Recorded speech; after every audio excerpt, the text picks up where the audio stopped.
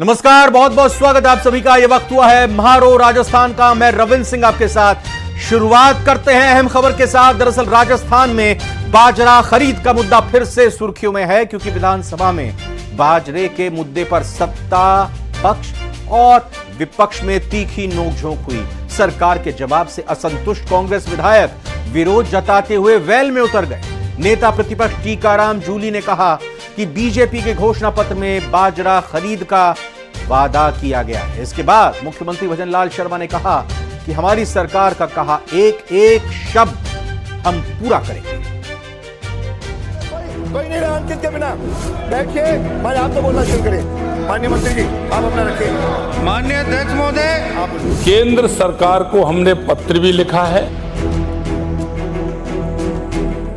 बाजरा खरीद पर सदन में संग्राम, पक्ष और विपक्ष में तीखी नोकझोंक। मुख्यमंत्री की विपक्ष को कड़ी नसीहत।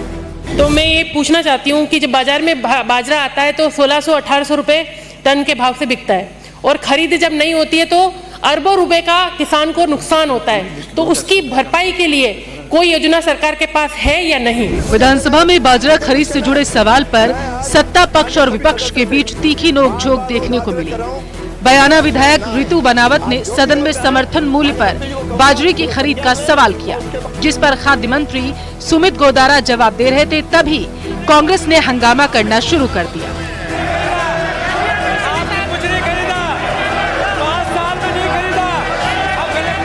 सरकार के जवाब से असंतुष्ट कांग्रेस विधायक विरोध जताते हुए वेल में उतर गए। नेता प्रतिपक्ष टीकाराम जूली ने कहा कि भाजपा के घोषणा पत्र में बाजरा खरीद का वादा किया गया है। अब ये बात राजस्थान में ये सत्य है कि पिछले लंबे अरसे से राजस्थान में बाजरे की खरीदें नहीं की गई है, और आने वाले समय में हमारी सरकार जिस तरह हमने किसानों के लिए काम किया, जिस तरह माननीय मुख्यमंत्री जी ने सरकार बनते ही किसानों को बोनस गेहूं में दिया 125 रुपए क्विंटल, और जिस तरह किसान सम्मान निधि के तहत 650 करोड़ रुपए दिए गए, मुझे विश्वास है आने वाले समय में, क्योंकि आचार संहिता के आने वाले समय में जरूर इस बिंदु पर सरकार गहनता से विचार कर किसानों को राहत अवश्य प्रदान करेगी। आज जो बाजरे की खरीद की जो बात है, माननीय प्रधानमंत्री जी इसको लेकर चिंतित हैं। श्री अन्न की इसको उपाधि दी है। आपके खुद के घोषणा पत्र में यह था कि हम बाजरे की समर्थन मूल्य पे खरीद करेंगे, और उसी को लेकर माननीय सदस्य क्वेश्चन लगा रही है। पहला क्वेश्चन नहीं, इससे पहले भी लगे, लेकिन खरीद नहीं हो पा रही। हम तो ये चाहते थे कि मंत्री का जवाब आए कि हमारे घोषणा पत्र में है और हम अब की बार बाजरे की खरीद शुरू करें। बाजरे की खरीद पर शोर शराबे के बीच मुख्यमंत्री ने मोर्चा संभाला और विपक्ष पर तीखा पलटवार किया। सीएम ने आरोप लगाया है कि कांग्रेस राज में बाजरे की खरीद एमएसपी पर नहीं की गई।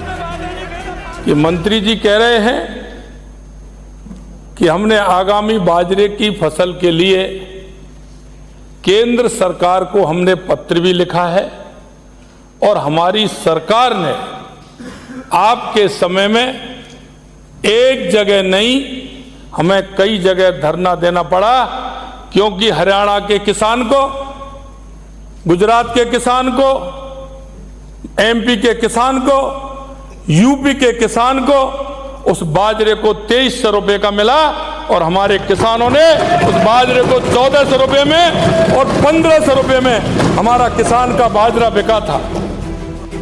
कांग्रेस राज में किसानों को 1400 में बाजरा बेचना पड़ा।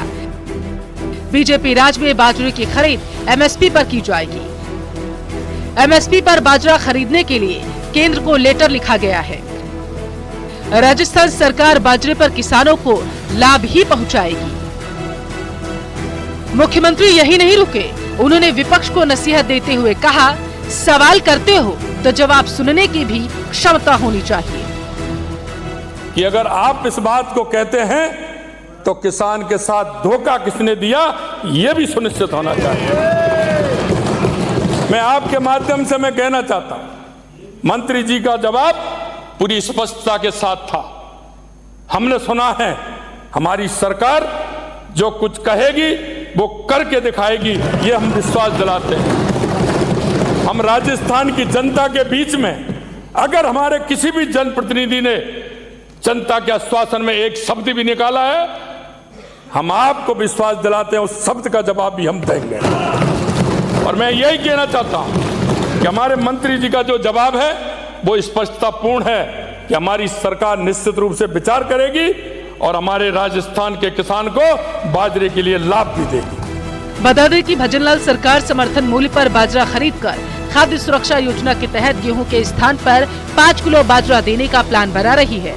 अगर ये प्लान मूर्त रूप लेता है तो प्रदेश के किसानों की आमदनी बढ़ाने और मिलेट्स के प्रोत्साहन को लेकर सरकार का ये प्लान गेम चेंजर साबित हो सकता है। Bureau report, news 18 Rajasthan.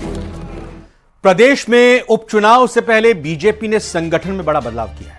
Madan Rathore के तौर पर बीजेपी को नया प्रदेश अध्यक्ष मिला है। वहीं सांसद राधा मोहन दास अग्रवाल को प्रदेश प्रभारी की जिम्मेदारी दी गई है।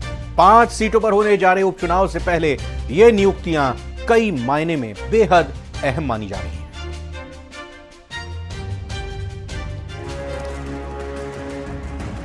राठौड़ साहब को बहुत बहुत बधाई देना चाहूँगा और राजस्थान को आगे बढ़ाने का जो काम करेगा वो मदन जी राठौड़ के नेतृत्व में पूरा होगा। उपचुनाव से ठीक पहले बीजेपी में बड़ा बदलाव। निश्चित रूप से उनके बनने से कार्यकर्ताओं में एक नए ऊर्जा का संचार होगा।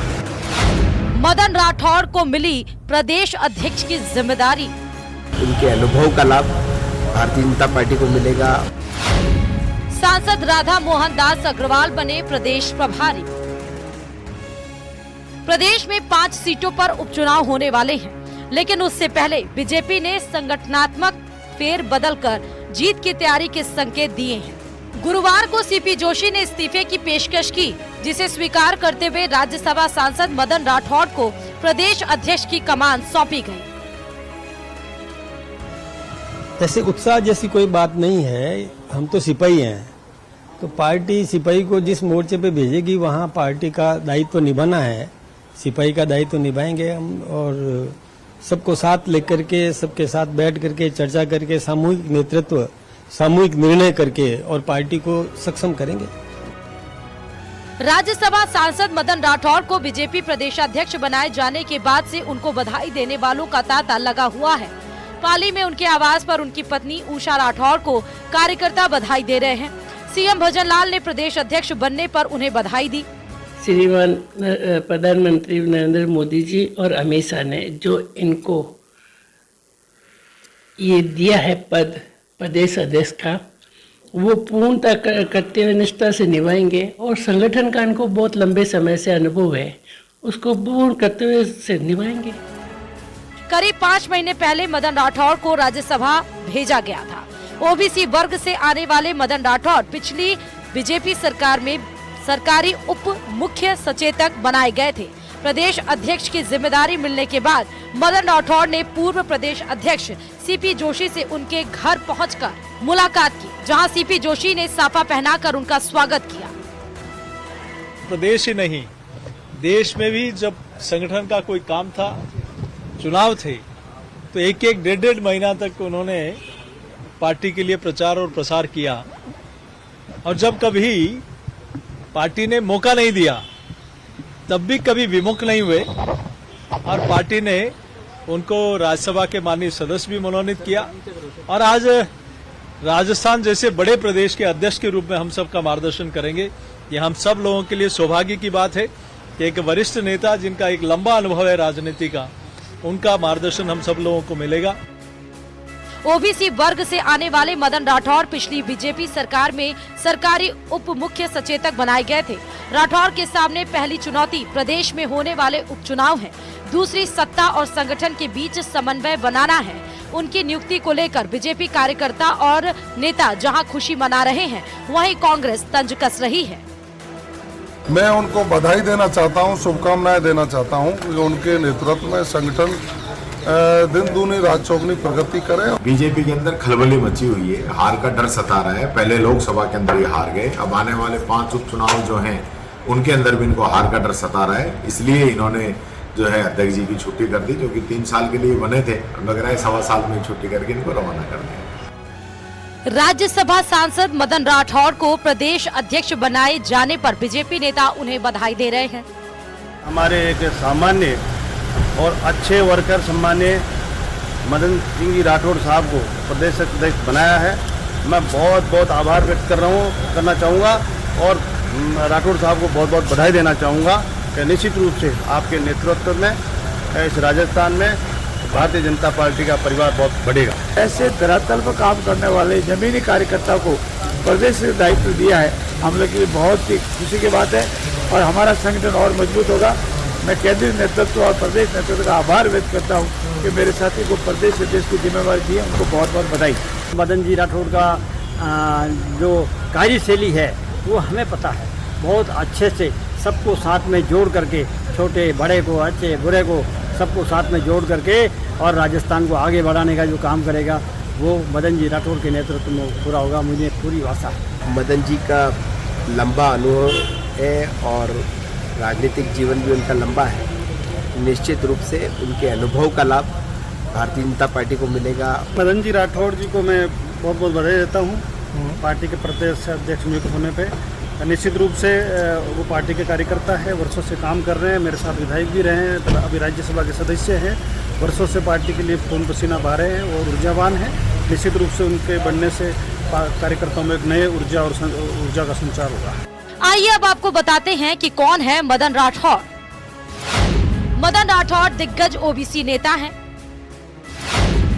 वर्तमान में राजस्थान से राज्यसभा सांसद हैं। पाली की सुमेरपुर सीट से 2 बार विधायक रह चुके हैं। वसुंधरा सरकार में सरकारी उप मुख्य सचेतक रह चुके हैं। आरएसएस प्रचारक से राजनीति में आए थे। प्रदेश अध्यक्ष की दौड़ में मदन राठौड़ सबसे आगे थे। इससे पीछे भी कई वजह थी। मदन राठौड़ को प्रदेश अध्यक्ष बनाने की खास वजह उन्हें राजनीति और संगठन का लंबा अनुभव है। उनकी नियुक्ति से मारवाड़ को प्रतिनिधित्व मिला है। सांसद मदन राठौड़ मूल रूप से ओबीसी से हैं। उपचुनाव से पहले संगठनात्मक तौर पर पार्टी को मजबूत करने वाली बीजेपी ने भाजपा के राष्ट्रीय महासचिव राधा मोहन दास अग्रवाल को राजस्थान भाजपा का नया प्रभारी नियुक्त किया है। राधा मोहन बीजेपी के राष्ट्रीय महासचिव हैं। उत्तर प्रदेश से राज्यसभा सांसद हैं। गोरखपुर से 4 बार विधायक रह चुके हैं।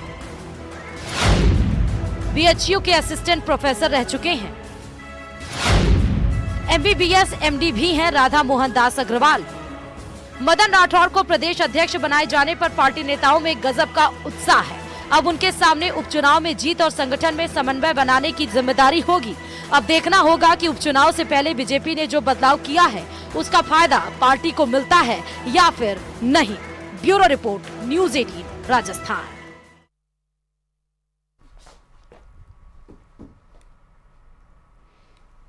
और वहीं राज्यसभा सांसद मदन राठौड़ को बीजेपी प्रदेश अध्यक्ष बनाए जाने पर बीजेपी में जश्न का माहौल है। बीजेपी प्रदेश कार्यालय पर ओबीसी मोर्चा की ओर से आतिशबाजी की गई। इस दौरान बीजेपी कार्यकर्ताओं ने ढोल नगाड़े बजाकर और मदन राठौड़ जिंदाबाद के नारे लगाकर जश्न मनाया।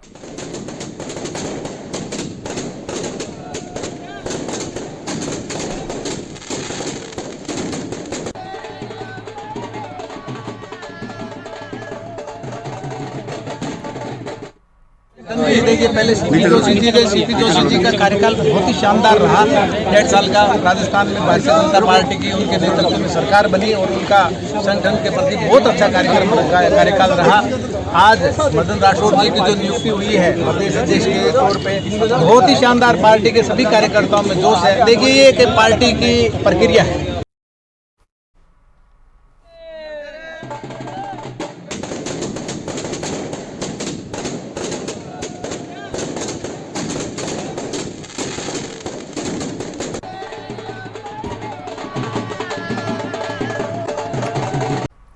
दौसा के मित्रपुरा गांव के हालातों से जुड़ी खबर दिखाने के बाद प्रशासन अलर्ट हो गया है। खबर दिखाए जाने के बाद एसडीएम और एडीएम गांव में पहुंचे। पानी निकासी के इंतजाम किए जा रहे हैं। डीएम ने डीएसओ गांव में खाद्य सामग्री पहुंचाने के निर्देश दिए।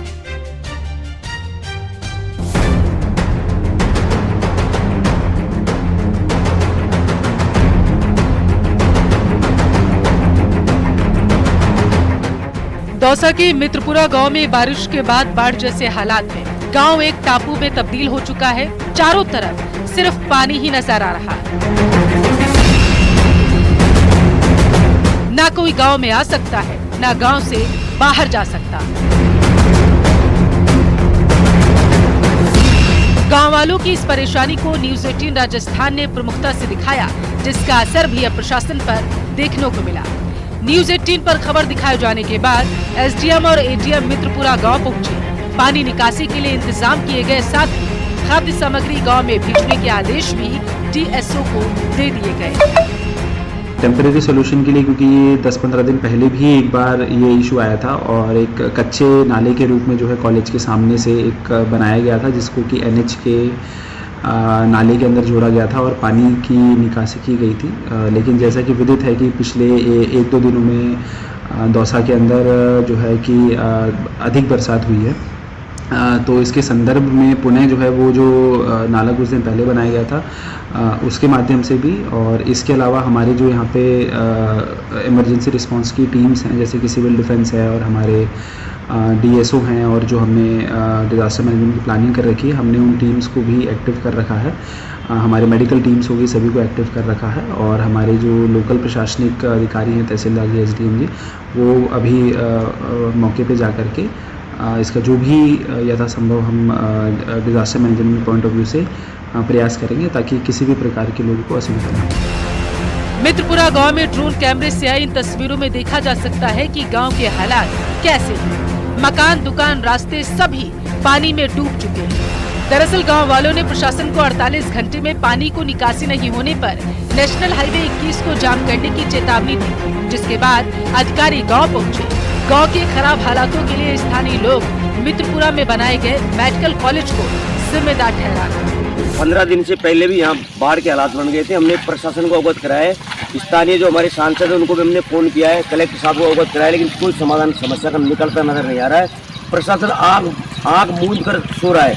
मेडिकल कॉलेज, नाले के निर्माण कर दिया, नाले जो परंपरागत नाला था हमारा उसमें कॉलेज बढ़ गया, और जो वर्तमान जो व्हीकल की व्यवस्था करी गई है उसको इसने कंपनी ने उसको नाले को तैयार नहीं किया, इसलिए समस्या हो रही है। अब आज इतनी समस्या हो गई कि देखो हमारी जो भैंसें हैं, इधर दिखाओ, ये पानी में डूब रही है, पूरे मकान डूब रहे हैं, और इधर देखो पूरा गांव है ना, आने जाने का सारा मार्ग अवरुद्ध हो गया। लोगों का आरोप है कि मेडिकल कॉलेज तो बन चुका है, लेकिन पानी निकासी के लिए नाला ही नहीं बनाया गया। ये जब से बारिश चालू हुआ तभी से पानी आ गया, मेडिकल कॉलेज की दीवार खड़ी हो गई, पानी बंद हो गया, पानी निकल नहीं रहा है, और घरों में पानी घुस गया, कईयों के बोर खराब हो गए, मवेशियों को दिक्कत आ रही है, आदमी निकल नहीं सकते हैं, सारी समस्या आ रही है। प्रशासन कुछ ध्यान नहीं दे रहा है। पहले प्रशासन को सब सूचना दे दी और कई बार दे दिया, कल दे दिया, परसों दे दिया, लेकिन कोई कार्रवाई नहीं, कुछ थोड़ी फॉर्मेलिटी कर पूरी कर गए। चारों तरफ बच्चा स्कूल नहीं जा रहा है, हम क्या करें, बहुत हमारा डांडा डूब रहा थे, बोर खत्म हो गया हमारा। दौसा में पिछले 48 घंटे में 10 इंच बारिश हुई। इस बारिश से हाल बेहाल है। 10 दिन पहले हुई बारिश के दौरान प्रशासन ने पानी निकासी की वैकल्पिक व्यवस्था जरूर की थी, लेकिन अब एक बार फिर से बारिश ने हालात खराब कर दिए। अब न्यूज 18 पर खबर दिखाए जाने के बाद प्रशासन एक बार फिर जागा। अब देखने वाली बात ये होगी कि मित्रपुरा गांव वालों को कब तक इस पानी से राहत मिलेगी। दौसा से न्यूज 18 राजस्थान के लिए आशीष कुमार शर्मा की रिपोर्ट।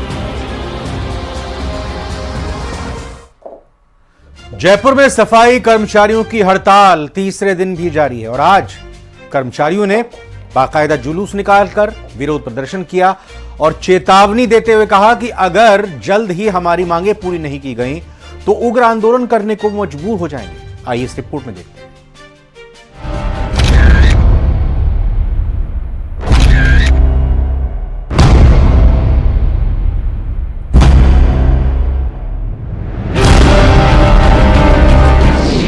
जयपुर में आज भी नहीं उठा कचरा, सफाई कर्मियों ने निकाला जुलूस, हड़ताल से लगा कचरे का अंबार, सफाई कर्मियों का आंदोलन कचरा बना सिरदर्द।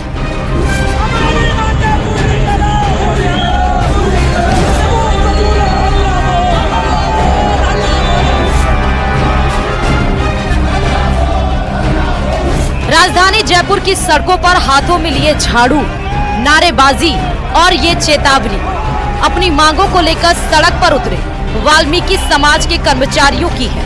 वाल्मीकि समाज के कर्मचारियों की मांग है कि सफाई कर्मचारियों की भर्ती मस्ट रोल के आधार पर की जाए। अगर सरकार जल्द मांगे पूरी नहीं करती तो वो उग्र आंदोलन करेंगे।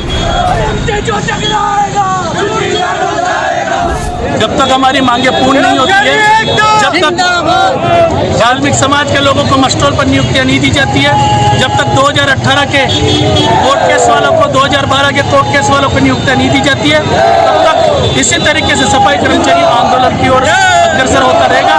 जयपुर शहर से संपूर्ण राजस्थान के लोग आंदोलन कर रहे हैं। सरकार को हम चेताना चाहते हैं कि हमारी मांगे शीघ्र पूरी करे, अन्यथा कर्मचारी उग्र आंदोलन की ओर भी अग्रसर होंगे।